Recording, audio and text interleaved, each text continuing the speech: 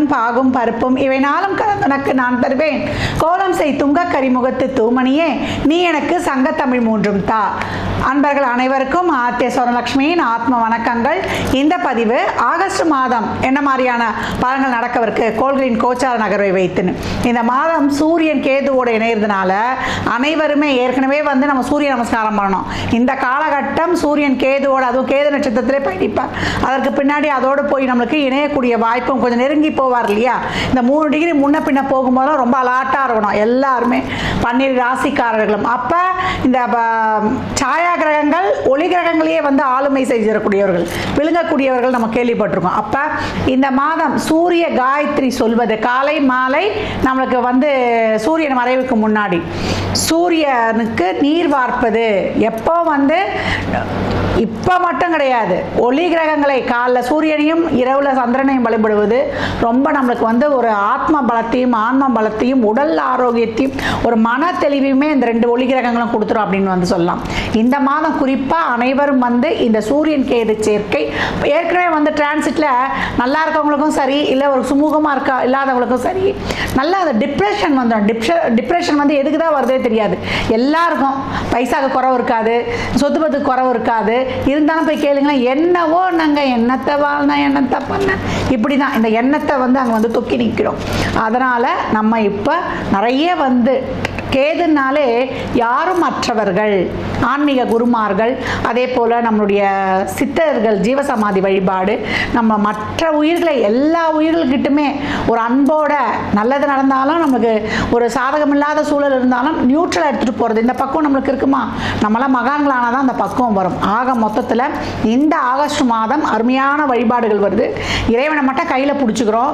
சூரிய வழிபாடு கண்டிப்பாக செய்யணும். ஏன்னா அஞ்சு என்ற பாவத்தில் நிறைய ஒரு எல்லாவான பொக்கிஷமான விஷயங்கள்லாம் இருக்குது. நம்ம எப்படி சுற்றுப்புறத்தை வச்சு ஹேண்டில் பண்ண போகிறோம், எதெல்லாம் எப்படி எடுத்துக்க போகிறோம், நல்லதை எடுத்துக்க போகிறோமா, நம்ம தேவையில்லாத எடுத்துக்க போகிறோமா. அப்போ இந்த மாதம் நம்ம நேர்மறையாக சிந்தித்து நேர்மையாக பணிக்கும் போது இந்த மாதம் மட்டுமல்ல எப்பவுமே தெரியாத களமறைங்கள்லாம் 12 ராசிக்கும் என்ன மாதிரியான பலாபலன்கள் இருக்க போகுது என்பதை துல்லியமாக காணவிருக்கிறோம். இதில் மட்டும் சொல்கிற வழிபாடுகள்லாம் ரொம்ப எளிமை. நீங்கள் வழிபாடு பண்ண முடியலனாலும் ஒரு 2 நிமிடம் கண்ணை மூடி அந்த தெய்வத்தை மனசார நினச்சி கையெடுத்து கும்பிட்டு போயிட்டா கூட தெய்வம் பார்த்துக்கிட்டே இருக்கும். அம்மான்னு ஒரு வார்த்தை கூடுங்க, அம்மா எங்க வாமா அப்படின்றதுக்கும் அம்மா அப்படின்றதுக்கும் அந்த அம்மான்ற வார்த்தை தான் பிரபஞ்சம் உங்ககிட்ட கேட்குது. தாயே, ஏன்னா அம்மான்னா தாய் தான் முதல்ல கூப்பிட்ட உடனே ஓடியா இருப்பா. அப்போ இந்த சூரியன் சிறப்பாக இயங்குவதற்கு நம்மளுடைய லலிதாம்பாள் இருக்கிறார்.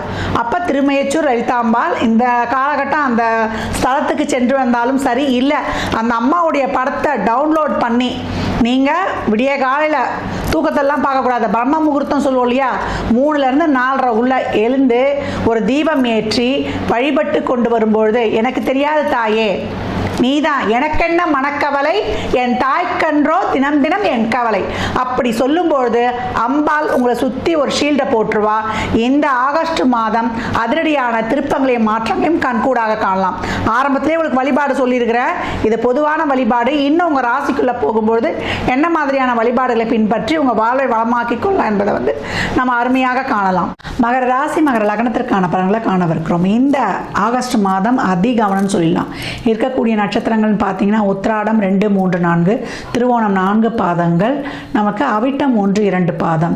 மகர ராசிக்கு 7 சென்னையை கடந்தும் இன்னும் ஒரு பிடிமானமாகல, ரொம்ப கஷ்டம். பொருளாதாரம், உடல் நல குறைபாடு, குடும்பத்தில் பிரச்சனை, அண்ணன் தம்பிகளே பகமையாக ஆகுறது, பெத்த அம்மா அப்பாவே எங்களை ஒரு சிலர் புரிந்து கொள்ள மாட்டுறாங்க, குழந்தைகளுக்குமே பாக்கியத்துக்காக கஷ்டப்படுறோம், திருமணம் நடக்கலை, குழந்தைகளே எங்களை புரிஞ்சு கொள்ள முடியல, வயதானவர்களுடைய புலம்பல், இப்படின்னு பலதர கஷ்டத்தை சந்தித்து கொண்டு வந்திருந்த நம்முடைய மகரத்திற்கு இந்த மாதம் ரொம்ப ஒரு சராசரி மாதம்னு சொல்லலாம். கேஷுவலாக பயணிக்கணும், பெருசாக எதிர்பார்ப்பு வைக்கக்கூடாது. மாத ஆரம்பத்தில் ஏதாவது செயல் செய்ய போகிறீங்களா, அதற்கான முயற்சிகளை எடுத்துருங்க.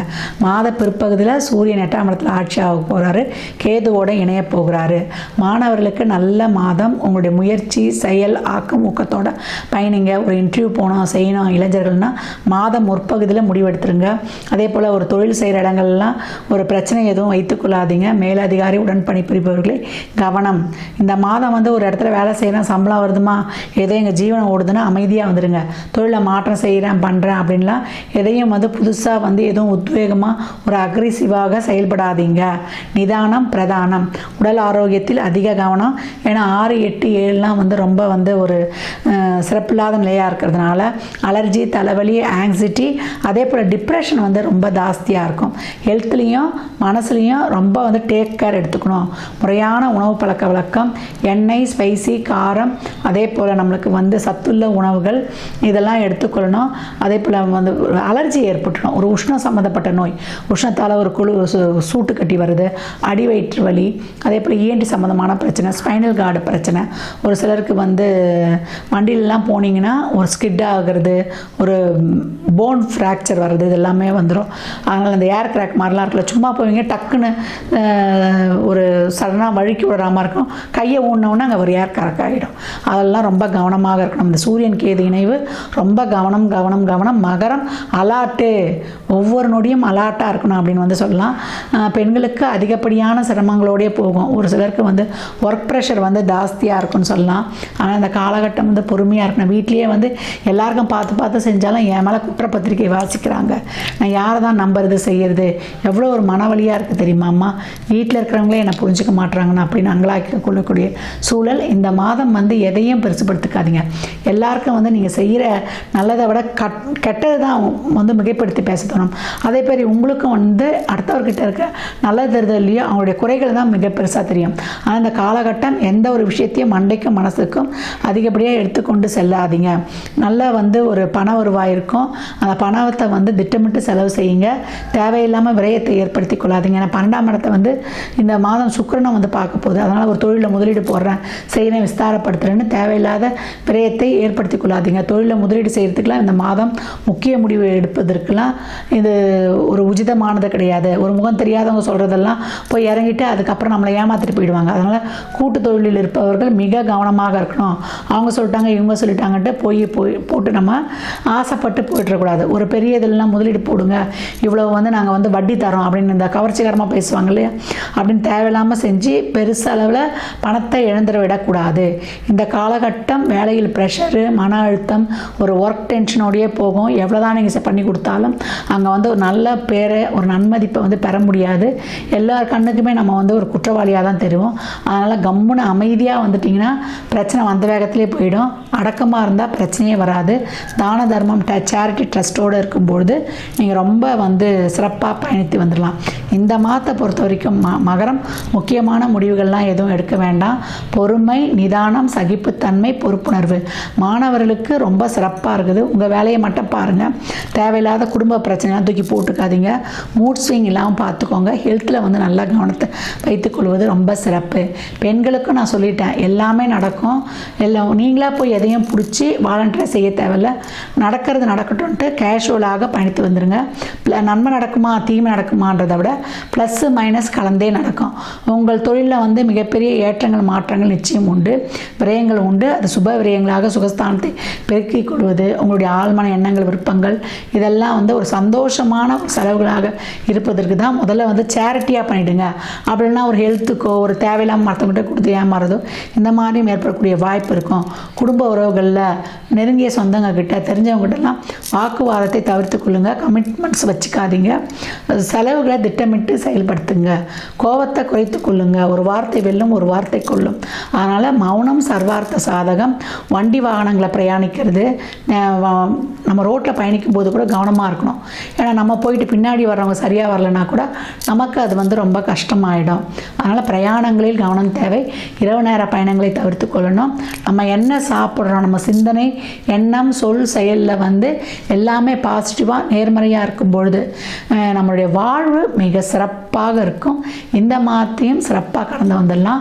அதனால் நம்மளுக்கு நல்லது நடக்குமா கெட்டது நடக்குமா அப்படின்னு அச்சமாக இருக்காமல் கேஷுவலாக இருக்கும். நம்ம சிறப்பாக பயணிக்க போகிறோம் அப்படின்னு நினைக்கக்கூடிய மகரம் சாதனையை நிச்சயமாக செய்யும். மகரம் சிகரத்தை தரக்கூடிய காலங்கள் இனி வரக்கூடிய காலங்கள். அதிசாரத்தில் குரு பயிற்சி ஆகும்பொழுது மகரத்துக்கு நடக்கக்கூடிய பலன்கள்லாம் மிக ரொம்ப சிறப்பாக இருக்கும். இந்த மாதம் நீங்கள் வழிபடக்கூடிய தெய்வம் என்னங்கன்னா, செவ்வாய்க்கிழமை தோறும் காவல் தெய்வங்களை வழிபட வேண்டும். கருப்பசாமி, முனியப்பசாமி, நம்மளுக்கு வந்து உக்ர உக்கிரமான தெய்வங்களை வழிபடுவது. கோயிலில் வந்து 38 எலுமிச்சம்பழம் கொடுத்துருங்க உதிரியா, மஞ்சள் குங்குமத்தோட. திருப்பி வந்து நம்ம வாங்குவது 5 எலுமிச்சம்பழம் வாங்கி ஒன்று ஜூஸ் போட்டு குடிக்கிறது, ஒன்று பையில் வச்சுக்கிறது, ஒன்று வந்து வீட்டு பூஜை அறையில் வச்சுக்கிறது, ஒன்று நிலவாசப்படில் வைக்கிறது, ஒன்று வந்து உங்கள் படுக்கறையில் வைத்து கொள்வது. இப்படி வைத்து கொள்ளும் பொழுது அந்த குங்குமம் விபூதிய மஞ்சள் 3மே வாங்கி கொடுத்துருங்க. கொஞ்சம் குங்குமம் விபூதி வாங்கி கொண்டு இதை நெற்றியில் இட்டு கொண்டு வரும்பொழுது இந்த எலுமிச்சம்பழத்தை தான் உங்களுக்கு பாதுகாப்பாக இருக்க போகுது. தேவையில்லாத ஒரு விபத்தில் இருந்தோ, தேவையில்லாத ஒரு மாட்டி கொடுக்குற பிரச்சனைகள் இருந்தோ 8 வலுத்துருச்சு. அப்போ நடக்கக்கூடிய அது இந்த நேரம் ஏதாவது ஒரு பிரச்சனையில் போய் மாட்டிக்கிறோம் செய்கிறோன்னா அது தீராத ஆகிடும். அதனால தான் ரொம்ப கவனமாக இருக்கணும். மூத்த குழந்தைகிட்ட உடல் ஆரோக்கியத்தில் கவனமாக இருக்கிறது, பிள்ளைகளை பத்திரமா வெளியே கூட்டு வருது, தந்தையுடன் தேவையில்லாத வாக்குவாதங்களை வச்சுக்கொள்ளாமல் இருக்கிறது, தந்தையின் உடல் ஆரோக்கியத்தில் கவனம், பூர்வீக சொத்து, அங்காளி பங்காளிங்க கிட்டலாம் தேவையில்லாத வாக்குவாதங்கள்லாம் வைத்து கொள்ளாமல் கவனமாக இருக்கணும். மேலதிகாரி உடன் பணிபுரிபவர்கள் வேலை செய்கிற இடங்களில் அனைவரையும் கவனமாக கடந்து வந்துடணும். எந்த இடத்துல எதிரி இருப்பாங்கன்னு தெரியாது.